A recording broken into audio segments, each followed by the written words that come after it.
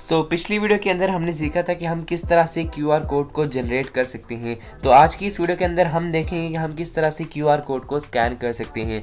तो उसके लिए सबसे पहले आपको अपनी build.gather फाइल के अंदर इस डिपेंडेंसी को ऐड कर देना है।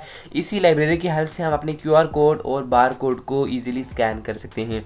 तो उसके बाद आपको चलना है मैनिफेस्ट फाइल के अंदर एंड यहाँ पर कैमरा की परमिशन को अलो कर देना है। तो मैं यहाँ पर लिखता हूँ यूजेस परमिशन एंड यहाँ पर मैं कैमरा को लिख देता हूँ। उसके बाद आपको अपनी लेआउट के अंदर चलना है एंड यहाँ पर इसे डिजाइन करना है। तो इसके अंदर सबसे पहले मैं यहाँ पर एक बटन को ऐड करूंगा जिस पर क्लिक करके हम अपने QR कोड को स्कैन कर सकेंगे एंड देन उसके बाद मैं यहाँ पर एक टेक्स्ट व्यू को यूज़ करूंगा जिसके ऊपर हमारे QR कोड का जो कंटेंट होगा वो शो होगा। तो मैं यहाँ पर इसका नाम देता हूँ स्कैन QR एंड इसके नीचे मैं यहाँ पर एक टेक्स्ट व्यू को भी लेता हूँ जिस पर हम अपना आउटपुट शो करेंगे एंड इसको यहाँ पर बिलो कर देता हूँ बटन 4 के। तो इन्हें मैं यहाँ पर सेंटर में कर देता हूँ। तो उसके लिए मैं यहाँ पर लिखता हूँ centre in parent true and इसके नीचे हमारे आ चुका है। तो इसमें हमें सेंटर हॉरिजॉन्टल को ट्रू कर देना है। तो इसका टेक्स्ट साइज़ मैं थोड़ा सा इंक्रीज़ कर देता हूँ। तो मैं यहाँ पर लिखता हूँ टेक्स्ट साइज़ एंड यहाँ पर हम 28 SP लिख देते हैं।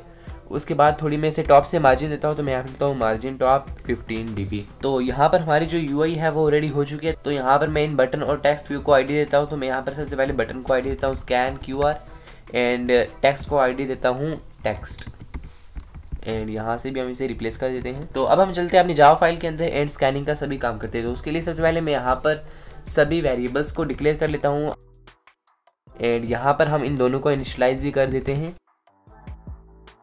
एंड देन उसके बाद हम यहाँ पर अपने स्कैन वाले बटन के ऊपर ऑन क्लिक लिसनर लगाते हैं एंड वहाँ पर हम अपनी स्कैनिंग वाली स्क्रीन को शो करते हैं जो कि हम उस लाइब्रेरी की हेल्प से करेंगे। तो मैं यहाँ पर लिखता हूँ scan QR dot set on click listener new on click listener and इसके अंदर हम लिखते हैं इंटेंट इंटीग्रेटर जो कि हमारी लाइब्रेरी का ही पार्ट है। Intent integrator will be equal to new intent integrator. सबसे पहले हम यहाँ पर इसे इनिशियलाइज करते हैं। उसके बाद हम यहाँ पर इसके अंदर कुछ प्रॉपर्टीज़ को ऐड करेंगे। लाइक सबसे पहले मैं यहाँ लिखता हूँ intent integrator dot set prompt. तो यहाँ पर हमें एक मैसेज पास करना पड़ेगा। तो जैसे मैं यहाँ पर पास करता हूँ scan any QR code / bar code and ये मैसेज हमारा उस स्क्रीन के नीचे टेक्स्ट व्यू में शो होगा एंड यहाँ पर हम डायरेक्टली दिस पास नहीं कर सकते। तो मैं यहाँ पर अपनी एक्टिविटी को पास करता हूँ। उसके बाद हमें यहाँ पर ओरिएंटेशन को भी लॉक कर देना है। तो मैं यहाँ पर लिखता हूँ intent integrator dot set orientation lock true and उसके बाद हमें यहाँ पर इसे इनिशिएट करना है। तो मैं यहाँ पर लिखता हूँ intent integrator dot initiate scan. तो अब हमारे बटन पर जैसे ही क्लिक होगा तो वहाँ पर एक नई स्क्रीन ओपन हो जाएगी जहाँ से हम अपने QR कोड को स्कैन कर पाएंगे। तो उसके बाद अब हमें यहाँ पर ऑन एक्टिविटी रिजल्ट वाले मेथड को कॉल कराना है क्योंकि जैसे ही हमारे यूज़र QR कोड को स्कैन कर लेगा तो उसके बाद हमें उससे वहाँ पर डेटा को भी गेट करना है। तो इसके अंदर हमें यहाँ पर इंटेंट रिजल्ट के एक ऑब्जेक्ट को क्रिएट करना पड़ेगा।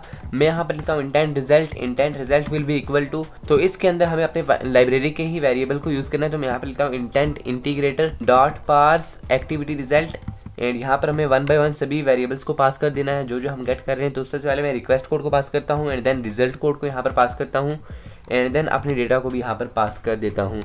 तो अब हम यहाँ पर चेक करेंगे कि क्या हमारा जो ये इंटेंट रिजल्ट है ये नल है या फिर नहीं एंड अगर नल होता है तो फिर हम यहाँ पर अपने सुपर वाले को इनिशिएट कर देंगे एंड अगर नहीं होता तो फिर हम अपना अगला प्रोसेस करेंगे। तो सबसे पहले मैं यहाँ पर लिखता हूँ if intent result is not equal null then हम यहाँ पर अपना पूरा कोड लिखेंगे। अगर होता है तो फिर हम यहाँ पर इस सुपर वाले मेथड को कॉल करा देते हैं।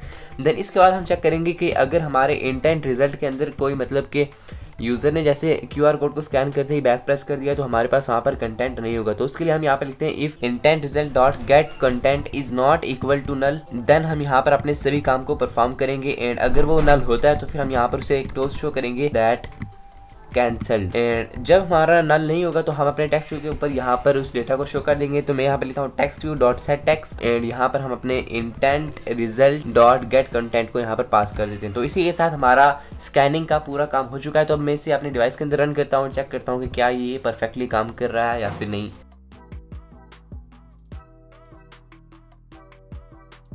तो यहाँ पर हमारा ऐप जो है वो रन हो चुका है। तो अब हम यहाँ पर स्कैन QR कोड वाले बटन पर क्लिक करते हैं तो आप यहाँ पर देख सकते हैं कि एक नई स्क्रीन ओपन हो गई है जहाँ पर नीचे लिखा हुआ है scan any QR / bar code जो कि हमने अपनी फाइल के अंदर पास किया। तो सबसे पहले मैं यहाँ पर एक QR कोड को स्कैन करता हूँ।